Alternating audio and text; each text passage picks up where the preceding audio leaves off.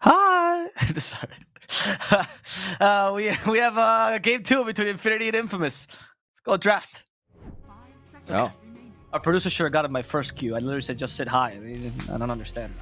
Terrible. Game 2.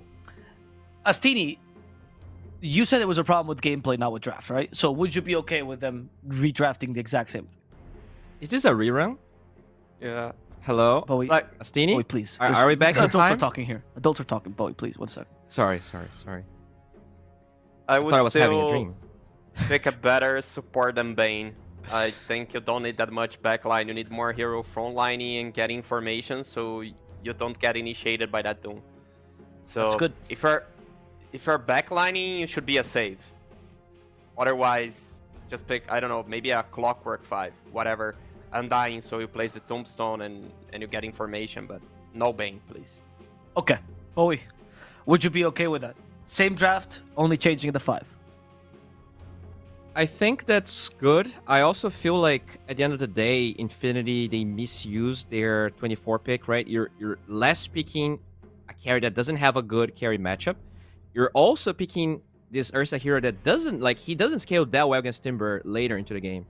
So they had this idea of just winning all lanes and finishing the game in 20 minutes. I think this is not really how the meta looks like right now. So I wouldn't mind to see a different carry to carry matchup this time. But changing the 5 would also be a good idea because I didn't feel a lot of impact coming from that Bane. 5 seconds remaining. What was the pick that they went for here? Was it Bane straight up?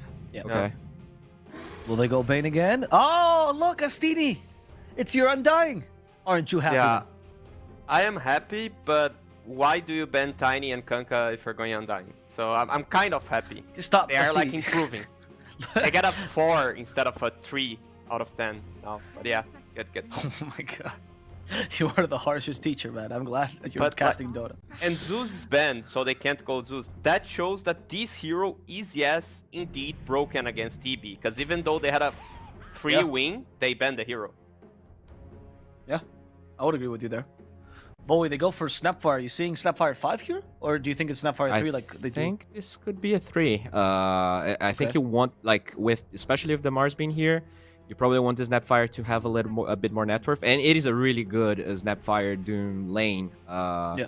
Doom just giving the mana regen to Snapfire. She just want to spam spells. I think this is pretty good. So now they're probably either going to secure their mid or their 5, right? Yeah, the Dazzle was Oh. decent. I don't mind seeing it again. I guess it makes sense. So you were right, Bowie. It's Snapfire with the Doom this time. I also like so Basil. He's a good boy. I think I also tested. I thought that maybe the heal amplification would work with the Timbersaw passive, but it's only incoming heal. It doesn't really work on regen and other stuff. So Interesting. it's not as cool, which is also why I kind of agree with Astini that Dazzle 3 is actually like a thing that could start to happen. But in this game, probably going to be a 5 anyways. He did a lot, I think. Even if it's not like that Warlock type of heal, just having the heal in the lane with a hero that can also make moves that does other stuff afterwards on a low cooldown is pretty good. I like what this hero... It's kind of a balance of the old supports we used to see. It's kind of like in a Baron in a way without the Dispel, but also he can play aggressive in lane. He just does a lot of different things. I think Dazzle 3 is trash, though, so stop mentioning this on my panel. Bowie. Thank you very much. Okay. So, Yikes, man. They butchered But- him with the new ultimate. Okay, I'm sorry to tell you. Yeah, it is a really weird ult. The old one was much better. But I really like this Puck. I think they lacked that sort of hero that can either kill the Dazzle or just silence him so the Graves don't happen. It's also a hero that's not going to get Doom. It's a hero that can actually silence the Doom, so this support for Doom just dies before he can cast stuff. It is much better in concept. Yeah, I agree.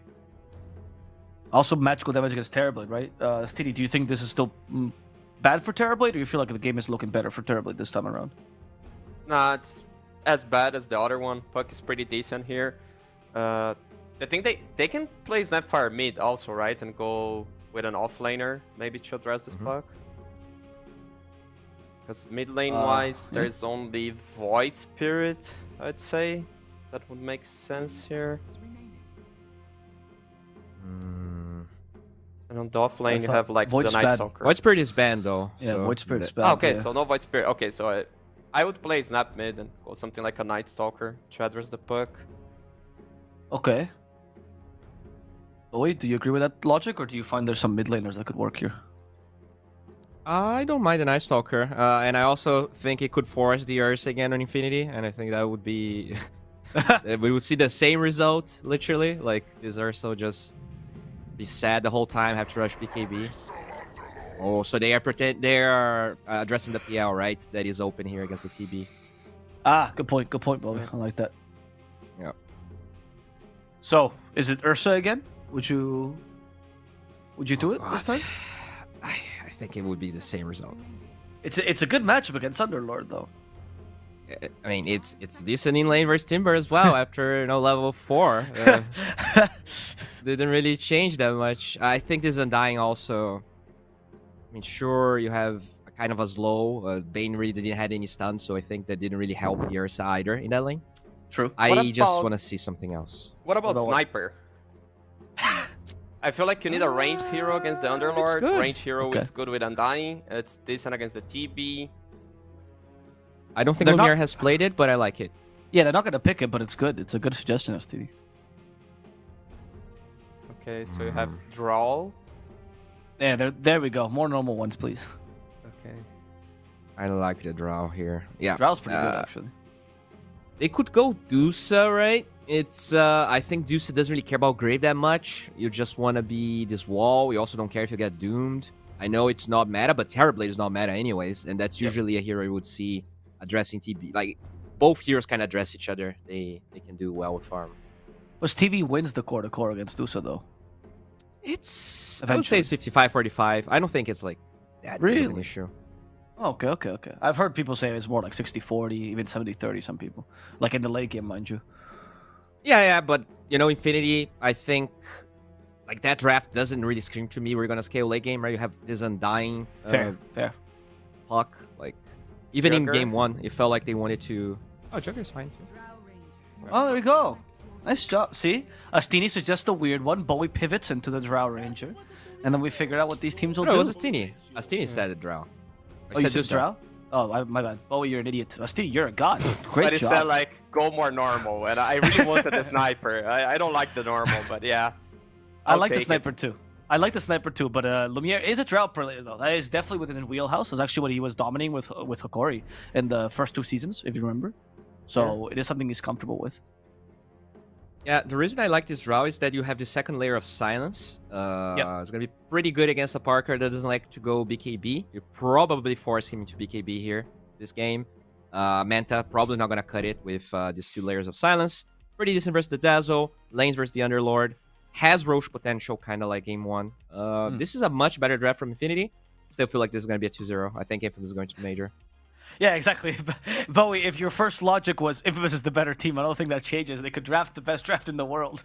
You just don't No. go Infamous. Come on. No, there's definitely a draft where, like, I would say Infinity could win. But Oh, okay. Infamous, okay. they just looked really solid with this draft, and very little was a draft from Infinity. I still feel like Michael's Doom, really good, and they're gonna eventually start banning it, but we'll see. Okay, I like the logic, Bowie. Thank you. Astini, what about you? I like Infinity Draft more, but I learned with my mistakes, so I'm going with Infamous. They're the better team. Just let them win. Well, at least we know that you guys are both siding with Infinity's draft maybe a little bit more. You guys like the draft, but in terms of skill level and in terms of what happened last game, Infamous seems like the better team. We'll see if our caster pair agrees with it. I mean, one of them certainly does. We'll see what the other one says. Ava and Kips, take it away. Yes, Avo, I agree. I agree with you, and I agree with our panel for sure. It does seem like the better draft versus the better team here, but the draft versus TB matchup is a classic and something I always enjoy watching. Kips, what about yourself? Yeah, it is possible for the Terrorblade to go like a low stats build here, right? Go into the butterfly early and see if you can eke it out that way. Because if you go your regular stats based build, yeah, you lose this matchup, even if the Drow is only on par or behind She does not necessarily actually have to have the farm up on you to win this one. And yeah, her lane is nice as well. I like what you guys were saying about the second layer of silence. This is definitely the better draft versus the better team. Infinity gave themselves a really good shot here. Yeah, I would agree too. I would say that the build I've seen was maybe 2 years ago. I was blasting a lot of EU. That's just the matchup we saw all the time. And the most effective build I saw with Terrorblade versus Drow that I actually thought was pretty decent was you would go usual stats builds, so like Yasha, Mei, SNY, and Manta, right? Depending, most likely SNY. Then you'd go Scotty still. And then the third item, instead of being the usual butterfly or like BKB Satanic, it would always be AC. And that AC was enough to like push the armor, like the base armor, to a level where Drow wouldn't destroy you. And that to me was the most successful one. You start to play fast, you still would have to get Blink Dagger probably afterwards, stuff like that. But Yeah. I liked that a lot. I think it was pretty cool. Pretty cool. Huh. Yeah, especially hearing that the carries would actually buy the AC themselves instead of pressuring, let's say, their Underlord to get it for you, because to me that seems like the thing that's going to happen in this game, right? Yeah, we actually had an interview with one of them, and they told us specifically that at first he thought, oh, my team could just build it for me. And then, I don't know, I think this was, I mean, they're not in Division 2 anymore, but they told us, I realized at one point I am the team. So there's no one building AC. And I thought, that's a very Eastern European answer. That's a wonderful one. Thank you so much. That is, yes. I mean, that's interesting, because it does illustrate like part of the balancing of a team. Like, how much do you need to make up for your team's weaknesses, and how much do you need to say, like, I'm sorry, but I also need to play my own game. It's a very delicate act. Yeah.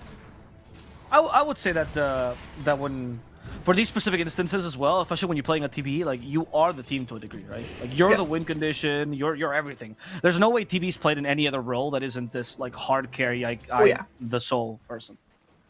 Yeah, and certainly not by Parker. Yeah, certainly not by Parker. But since we're talking about players playing heroes, that's my transition, Kips. I want to talk about this mid lane, where they decided to run the Underlord mid against the Puck, as opposed to running the Snapfire. What do you think of this idea? Interesting. I mean, Puck is going to outfarm whoever you put in here, so you just want somebody who can actually stand their ground. And I do think that it looks a little bit like this Snapfire would suffer more than the Underlord. Then again, it might also just be player preferences. Like, both of them are going to get outfarmed by the Puck. The Puck is going to out-rotate both of them on this middle lane. Underlord will take the tower, though, if you leave him. I think that. What about the usual matchup or the usual logic about how to beat the Puck, which is you pick like a big tanky hero, don't care about Puck, just kind of last in lane. Yeah, I mean, Do you think that adds to this? Kind of, yeah. At the very least, you're not going to get out-harassed while you're getting out-farmed, but the benefit of the Puck with this small camp, as he's doing right now, is just nobody's going to be able to stop him from doing that. Right, okay. Because we've seen a lot of people like, you know, like the Dooms mid, the Tiny mids, like the Kokas, right? Those kind of heroes just can ignore Puck to a degree, and that was the answer. What the hell was the easy for? I saw a Pudge versus a Coddle today, which subscribed to the same philosophy. He blast, I don't care. What? Sorry? A Pudge mid versus a Coddle today. Oh, interesting. What was that competitive, or did you just watch it in a pub? I was doing a Reddit League cast with Rada. Shout out to him. Ah, interesting. Oh, that's cool. That was very fun.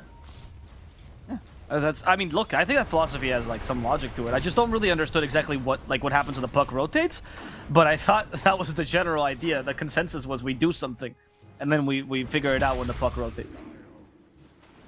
I mean, Underlord has a choice between dropping a gate and bringing that root in, right? Which the Puck is definitely annoyed to play around, or you're going to just take the mid tower. Yeah, that's very true. Slaps towers. We'll see though, because he needs a lane to play with. Sorry, he's a lane to play with, and bottom is going pretty well, but top lane is a disaster. Snapfire is getting zoned out. 5 last hits to his name, Oscar. Not a very common thing for Oscar. Yeah, let's see if he can deal with that step outside his comfort zone. Man, this Undying. He has 3 mangoes left still as well. This is a problem. It's gonna be Genic who just denies himself here. Yeah. I mean, I think he's been replenishing those mangoes, right? I'm pretty certain he's bought. Actually, I'm not sure. Is that just him? Against it? Oh, Doom finally found the mana burn creep. Okay, this lane might start to be a lane now for Michael. I mean, they're still going to get zoned really hard by this Undying, but at the very least they're going to be able to punish him for it. Now, Elaine is close to over, though. Lumiere has a full level up on his opponent right now. He's going to hit 6 very early here, because the Undying has been so far away from him that he's just been getting all of the XP. Yeah, exactly. And as a result, Lumiere is gonna... Like, the thing about the Terrorblade versus Drow matchup is if Drow is ever equal with Terrorblade, right, it becomes impossible to take any fight. As Oscar might just die? Oscar? Ooh, that was very close. Soul Rip, but he did have a magic wand just in case. Yeah. And a salve up. Well, at least the Undying ate all of his mangoes for that. So this is where the lane at least gets equal again. Oscar gets to catch up a little bit, but unless the Undying significantly misplays here, I don't think the Drow ever dies.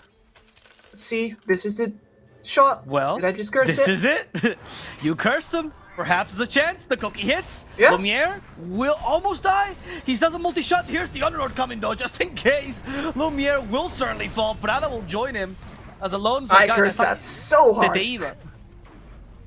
That is wild. Okay. To be fair, I won't blame you because expecting Fiend's Gate is next level. Yeah, like he would always die there. Then it doesn't really matter. He was trying to hit creeps in the Fiend's Gate. That's beautiful though. I was thinking that okay, you go around reactively with that Fiend's Gate. You wait for the puck to go, and then you go after him. But that is assertive. Dominance has been established. Indeed. And with this alone is showcasing the strength of the Underlord mid, which did first get popularized in South America. So it is a pick in this region that they kind of love. Actually brought it out in the major, I believe. I think Chris Luck played it. Yeah, but I enjoyed it back then because the Abyssal Blade still had the mini jump on it, I think. Which meant that you could actually get away with not buying any mobility on this huge slug and just Abyssal Blade and bash people anyway with all of your ridiculous damage. And since it doesn't have that anymore, I haven't seen any mid Underlords anymore. Oh, they did it. No, I mean like this major specifically, like Stockholm major. Oh, this did they? Yeah, Chris Luck played it in groups. Yeah. Oh. I'm pretty certain because they were playing it beforehand. Like it's been something that's like I agree with you. That was the time when Affliction's gonna die first, so let's just cast the Affliction instead. And it was something that was being played, like you said during the Abyssal Blade times. That was the build, right? And then it kind of got forgotten forever. And then Beast Ghost brought it recently towards like the end of Tour 2, right? And they actually were trying it out. And it was having like medium success. So it's actually a thing that's back in South America now. They played in Immortal level pubs as well. Rather will die in the top lane. Easy kill. Business as usual. Yeah, the Drow is definitely a lot less comfortable now. It's fascinating how that just flipped on the ability of the Undying to keep his to keep the enemy low. Like as soon as he decided on the raindrops defensively instead of the mangoes offensively, the lane was over. yeah, exactly. And then once this happened, you started to get Oscar back in the game. Terrorblade and Dazzle already fine. The Underlord's still a big threat. His rotations have been more effective than Puck. I mean, that's wild. I knew the power of Fiend's Gate, but this is like next level. What Alone has been doing. Sprada gets a tombstone off. This should save him. There's no low shredder to break it, and PP's even rotating here with Dreamcoil in 5 seconds. Easy to go for Michael here, who's being persecuted by zombies. PP maybe wants to get a double Dreamcoil off, but yeah, needs some support, some help. Damage? Yeah. There's nobody there. Absolutely none. Is Lumiere actually going to just get walked at by a... Yeah? Singer, come in, boys. That's just Oscar. Oh, that's very interesting. Use the Fiend's Gate not to teleport, brother, to get people to his lane. And now he catches Prada. Mortimer's kills are committed, but they're immediately cancelled by the arena. Plus Spear, Oscar now wants to fight through this because he knows Affliction. It still has the Shallow Grave. And trying to kill off Mariano. Alone's joining them. They need one more slow, though. Mariano with a Poison Touch. Might just be slow enough, actually. Just hit him with auto attacks and kill him. They didn't get the Shallow Grave off in time. Didn't really see the puck rotation. As a result, Oscar does also fall. That probably could have been saved, honestly.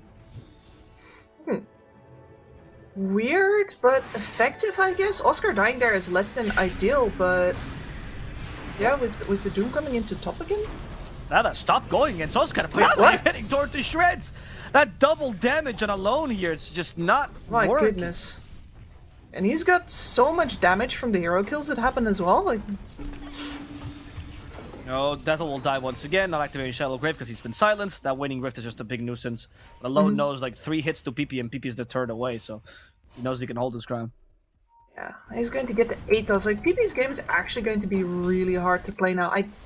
The more I look at this Underlord pick, the more I love it. The fact that it just straight up went for it. It's like, we don't care that it's not traditionally a mid-hero. We know it can work, and it suits our purposes this game. Yep. I mean, Alone clearly has some practice on the hero, though, because he's playing it pretty well. Like, he's using some advanced techniques on Underlord mid.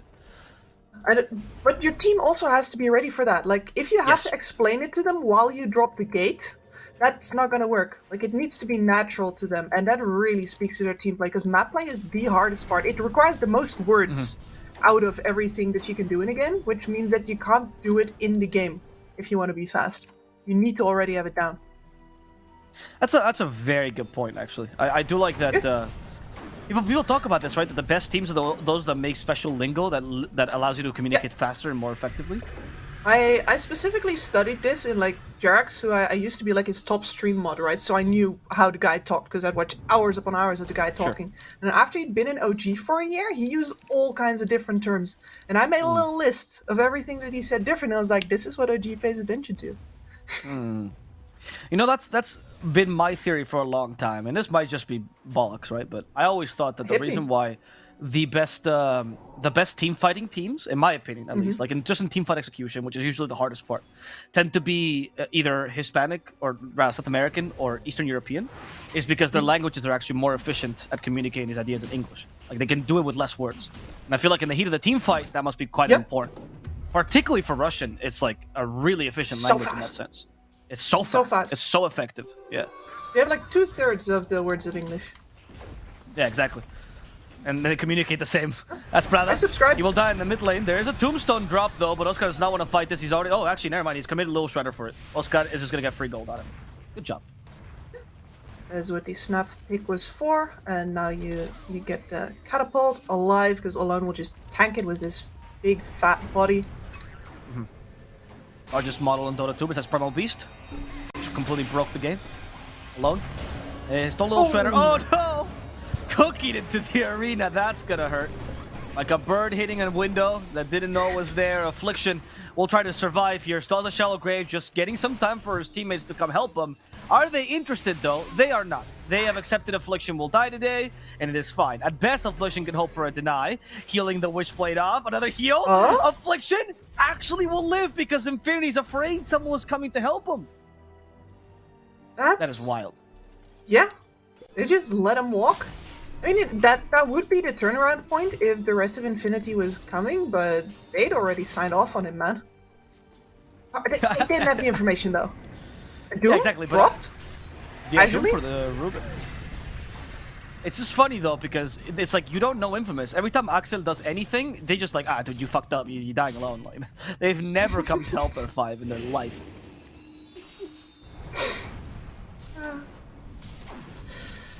I guess that Doom was just burning a hole in Michael's pocket, huh? Yes. I mean, do you think Rubik is an okay use for it?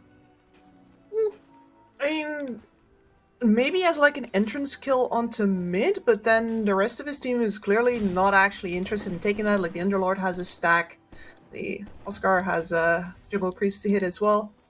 Like, I understand why he went for it, but then his team needs to follow through, and they're just saying like, nah, man, you wasted that.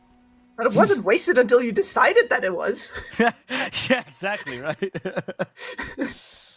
It's the logic of the in for a penny, in for a pound kind of situation. Yeah. Or it's like, might as well. No, we're not falling to this sunk cost fallacy. You can't force us to go for that mid tower by dropping the Doom. Because that's the other side, right? You don't know now because the fight hasn't happened, but maybe they're right. They're like, nah, man, there's a drow in position, there's a Dream Coil waiting. We're not doing that. Right. Yeah, that's true. I mean, but Dota players are really good at hypotheticals, right? Usually the hypothetical in pubs is, if you were there with me, yeah, I would have won. It would have worked. Dang it. Yeah, that is the king of hypotheticals. But I don't know, sunken cost fallacy. How do you've been a coach. When players do this and they're like really stuck in their ways, how much of the sunken cost fallacy to you is like the player genuinely thinks he's doing the right thing, and how much of it is just ego of like, I don't want to have made a mistake? It's like, at least with like the fast play that I subscribe to, is I've tried to get people to buy into the decisions that have already been made. So in that regard, yeah, you might fall to the sunk cost fallacy sometimes. Like, fuck it, we need to go now because we use this. Like, and then we hopefully improve the situations in which it gets used. But the instinct needs to be followed up on your teammates. Okay, that's a good one. Affliction has been stunned. Witchblade hit him. Can he get the Shadow Grave off? He will get the Shadow Grave off. Of course, he is going to die this time for sure. The help from his team, though, is pretty good as they caught here the Mars. A lot of damage from the Mortimer's kisses. Oscar could be in trouble, however, but he does kill the enemy offlaner before he dies as Terrorblade gets rid of the Prada. Puck's trying to lose the orb, jaunt himself to safety. They're chasing after the orb. He's actually baited them, and he's going to find alone. A double damage is good enough, and even with the Athos, they don't kill the Puck. Parker instead chasing after a Rubik who's been doomed. And as a result, they end up losing that fight. Infinity taking much better. Yeah, that was Parker actually giving his great positioning in this triangle, like on his high ground, up to go chase for kills. Huh. You know, I guess like if you're on the be-all to end-all train still, a kill for him matters much more than safe teammate, but now this Drow is looking to invade. Yeah, Michael is in trouble now. Michael's been slow. Death Telekinesis, they push him back. Michael has been healed a little bit, but no time for Shallow Grave. It's only level 1, and now it's Affliction who's in a difficult position. Oscar has the cookie, but he gets silenced. He has no movement anymore. Parker wants to join, but the Metamorphosis just ended. It's not the right time to fight, Infamous, and they might just lose Parker here. Gets a Sunder on the wrong target. Oh, no! Spaghetti all over the floor for Infamous. Oof. Yeah, he dropped the entire tray. That is just a sequence of very unfortunate events. He decides to not hold that position. It means his Underlord dies. He comes back in. Then there's no way to control this area now because you don't have the AoE route at the ready. Like that would be the thing. You drop that down into the choke point up top. There's no way they come forward. I will say though, it is weird in general to fight when, I mean, that Sunder was a big mistake, right? But it was weird in general to fight where, you know, Tombstone is up or was about to be up, right? You don't have kisses, you don't have meta, right? You don't have Doom because you used it on a Rubik. Like, what is the purpose? Yeah, he shouldn't be there anymore regardless. And he could have just walked. Yeah, you know that skeleton, the skeleton meme, like, just go, hit the bricks. Like, he could have done that. He was over on the left side. They were barely looking at him. I mean, they all went in just because of the Doom partially, which at one point it feels weird that Axel has 0 priority. Affliction can literally die 30 times and this team will not even notice. And the moment they touch a hair on Michael's chest, you know, immediately they just run to help him. Oh, they got Parker like, again. I'm out of the arena, guys. No. Oh no, that was worse. Oh no! They zoned him out, forced him against the Drow. Affliction was trying to save him, but no cigar for him either. So, huge win for them. Huge double win. Out of the frying pan, I believe they call that. And yet is this beautiful positioning from alone on the Fiend's Gate, and nobody wants to take it. Like this is the pain train, man. We're not getting on.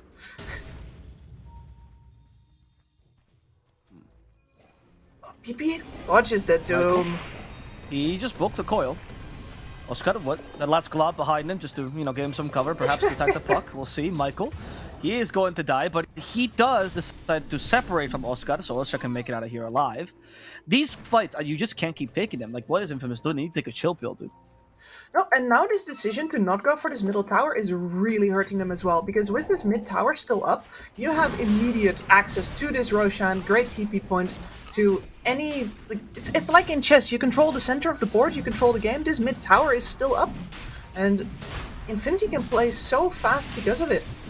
Because towers are not just a defensive asset, they're an offensive asset, and Infinity right now is using this mid tower to its fullest.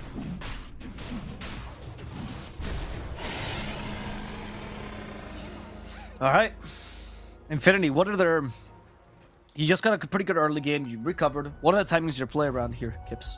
And where do you play around these timings? Yeah, I mean, the Drow still needs a lot of farm, right? Like, you need your defensive items up, so the BKB needs to happen. She's going Shadowblade right now to be able to keep active in between, and this is good. If you have a winning matchup versus a TB, TB is one of those carries that sometimes wants to join, right? You need to be ready for that opportunity and ready to bring the counter in, because the rest of your team can't actually deal with him. Michael? Not again. I mean, alright. Or Doom. Sorry, go on. Really nothing to do. I mean, but that was it though. Like the Drow just needs to be ready to show up if the TB shows up. If he doesn't, you just don't go, and the SB these days is great damage. Yeah, it seems to be like this has been the plan for now. As Drow is just back to solo farming here. Decided not to go for the BKB first, rather go for the full Shadow Blade first. Oh, they found the TB though.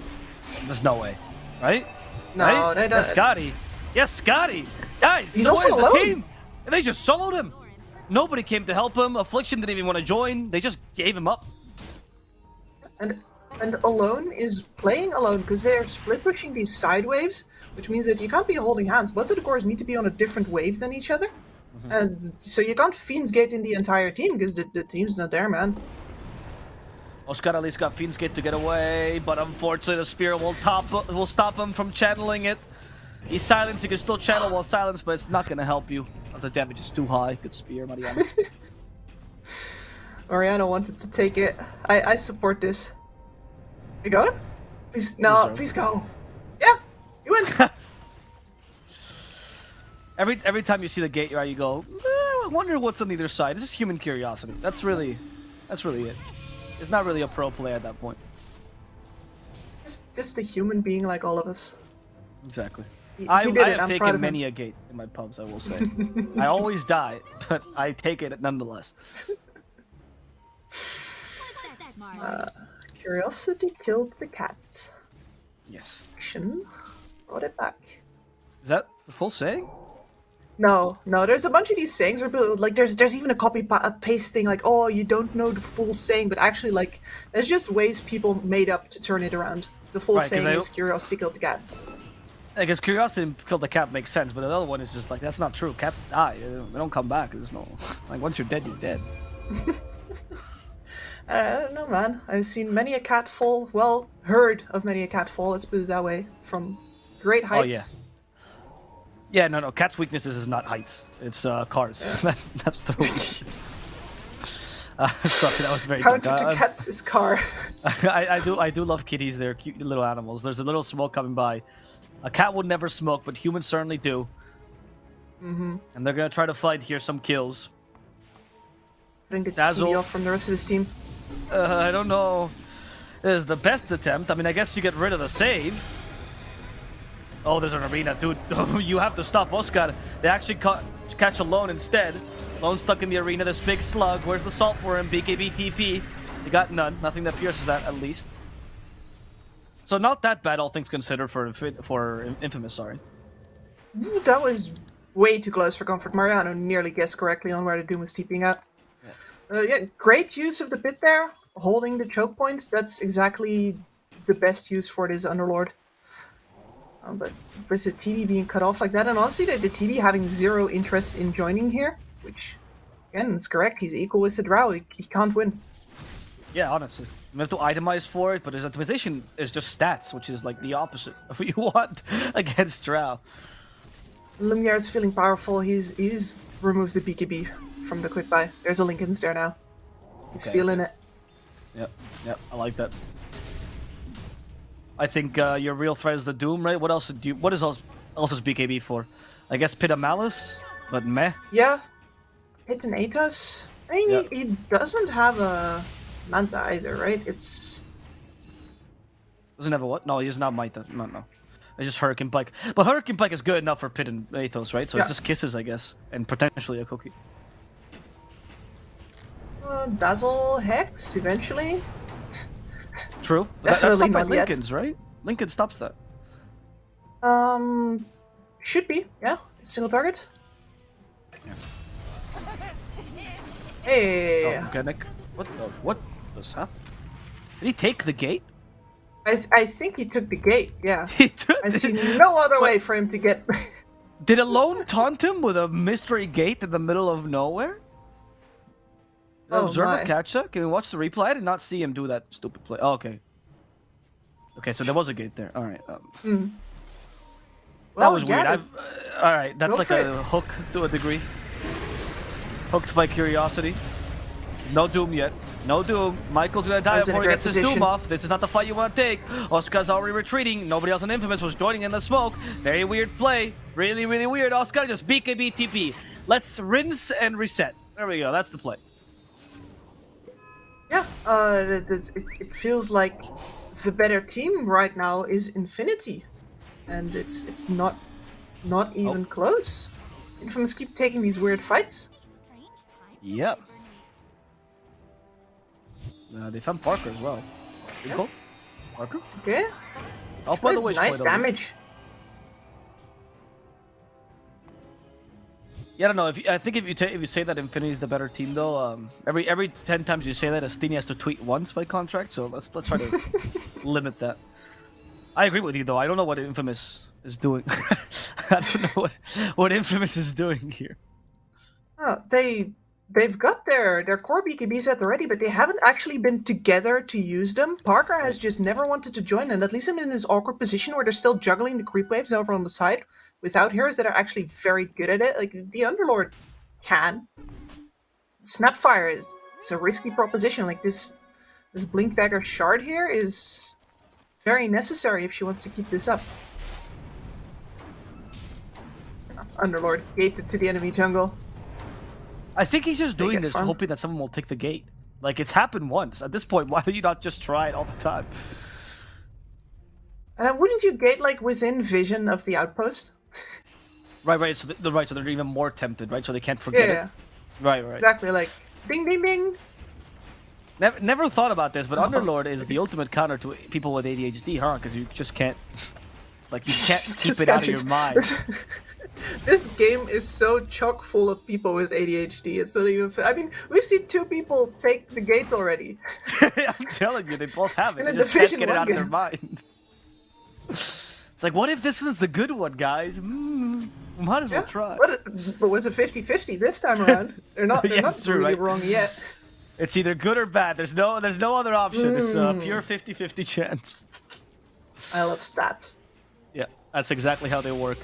Puck is holding on to the tower for now. They have no blink stun or anything, so I honestly don't know what the proposition is for the Puck. I mean, I guess you have the War Stomp, but if you catch Puck with War Stomp, Puck is probably sleeping.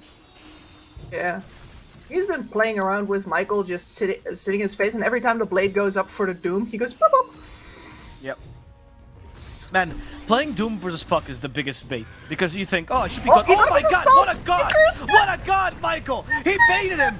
Mortimer gets the rating down. Please hit some, Oscar. Please don't make this be in vain. He goes for the cookie. They're saving the Puck. Oscar takes BKB. I don't Oh, the believe it. Puck will live. Oscar. They just gave you the world's best initiation, but you were unable to hit enough kisses, my friend. Oh, that I'd is be pissed. sad. I'd be so pissed if I was Michael. Yeah, like nothing has happened for his team in this game in the last 10 minutes. He finally makes it happen, and Oscar just can't commit to. Oh man. It's tough, to be honest, to hit kills from that distance. We're not actually yeah. blaming Oscar. It's definitely not his fault, but it must feel very frustrating because War Stomping the Puck is really difficult. He invaded out the Waning Rift to make that happen. Yeah, that is really nice. Well, maybe it's just the same attitude as the last game, right? Where they just toss Michael in a second time. Like, let's just go sit on the bot lane now and do it again. Right, so you have to do with this game is you Fiend's Gate on the Puck, and you hope that he stays still for 3 seconds while you channel the Doom going in. Because surely nobody's gonna come through. Like, you just call his bluff, right? Exactly, right? They're gonna just stay around the Fiend's Gate debating whether they should go through or not, and while they debate, you go and initiate. Lincoln some PP now, by the way, as if Doom didn't have already enough trouble. He did have Fake Grenade though.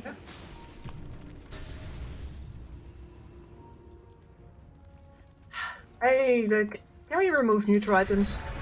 I feel like I've been saying this for years. But I've heard this just once or like- twice from you.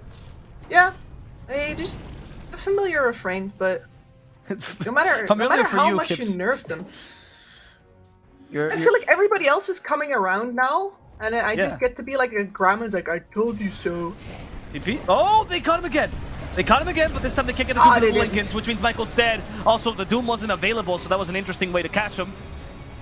What's the plan now? Destroy the tombstone. Okay, Infamous, a Hold good position. start. But someone has to deal with the puck. He's uncatchable now. There is no Doom. Undying just gets away. Terrorblade is an unmoving monolith, so he manages to kill off the Rubik. But after that BKB ends, we still have a spear. Parker Nice, knows what's going to happen. He's going to BKB TP. Oscar trying to gain some space for him. He does kill Frada with his illusions. Oscar trying to TP in the process, but unable to do so in time. As Alone retreated and pushed out lanes instead. And Alone, like, he is building the AC now, and he's relatively close to it, but Alone is the guy who needs to be able to hold these people in position, because he's the only area control. And you can see as soon as that, like, as soon as he's forced out, the puck just starts spinning circles. Yeah, the idea that you're gonna, I mean, I just don't know. Why would you initiate on the puck when A, he has Lincolns, B, you don't have Doom? Yeah. Like, hubris. Hubris indeed. He got him once, so he's like, I can always get this puck. 20 seconds, man, till that Doom came off cooldown. 20 seconds. That's way too much. Yeah. This is not like, okay, we start the fight now, and then halfway through I'm gonna have it, right? And he's going to have just used his phase shift or something like that. No, it's just the fight is over, and then you stand there with Doom. Yeah, exactly. Man, I wish I had teammates. Wish I was alive. That's all you do, man. Go for Shivas now. Okay, that's... Do you think Parker should be considering any item that is not stats? Because he has not until now. I'm not sure honestly where to go in this matchup, because he's just not making it. And he didn't buy the AC himself either. Like, he did the best job that he could without buying the AC himself, I think, here. Sure. Oh, okay, they got a Doom. It's on Mars. They prevent the arena. Good pit of malice. But Lumiere has a Hurricane Pike. He's out for now. Michael will be saved by the shallow grave as they hex up Mariano and kill him off. Dream Cold, though, has hit Parker. He has been hit by the Doom here. And unfortunately, the Rubik will be the one to cancel Parker. As Affliction is also in trouble. He dies quickly. Lumiere, it's time for him to push. Still preserves that Aegis. They only got rid of the enemy team initiator. Not that big a deal. Infinity can take a free tower here. Yeah, and it's just all coming down to control. Alone has to do everything literally alone. And it's just not enough. They have a Pit of Malice now by the Rubik. Alone to suffer the wrath of his own Pit of Malice. The Aegis brings him down. As they hit him with a slew of arrows, they get him with a shallow grave. Instead, they concentrate on Michael. The Doom is gone. Alone might join him soon. No chance for him to live. As Oscar activates BKB and walks off, this Snapfire just has no impact. In fact, no HP either. Seems like a GG to me, Kips. Yeah, it seems like a GG to me as well, and I'm unsure what exactly they could have done in terms of itemization to bring this to a better, like, you should have played the first 15 minutes of this game way better. They got off to a good start, but then when the triangle invasions began, they just sort of lost the plot, and the plot has not returned to them. Yeah, I don't know. It felt really weird. It felt like last game with Infinity, you know? It just kind of... The team fights were just not that well executed. A lot of, like, weird engagements as well. Inconsistency, I think. Rough Sunders, not everybody's there. This split push game with only one hero who can shove waves. Oh no, but the BKB, Mr. Doom. Okay. Okay.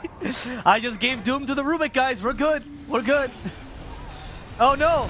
The Rubik Doom from downtown catches Parker. Who would have guessed that? GG, well played. Secretly, Michael just wanted this game to end and his team refused. And BP hits them with the easy. Okay, BP. Ooh. I mean, I knew BP was that kind of guy, but see him actually do it, like. BP, Oof. if you lose the third game, you're gonna be eating some words tonight. The gauntlet has been thrown, but to be fair, he played a really good game on this puck. Like, it's easy to say when there's very little to actually get you right, but it's still flawless. He never died a single time, and there were definitely a couple of times when it was really flipping close. Yep. I think overall, though, this game, much like last one comes a little bit to execution. We've seen both teams falter a little bit, and even when the changes in draft, it just happens to be that one team just feels like they're kind of confident, and the other team seems to be dropping people left, right, and center. So how do you fix this for game 3? How do you mentalize yourself? If you're Infamous and you just got this game, what's the name of the game, Kips?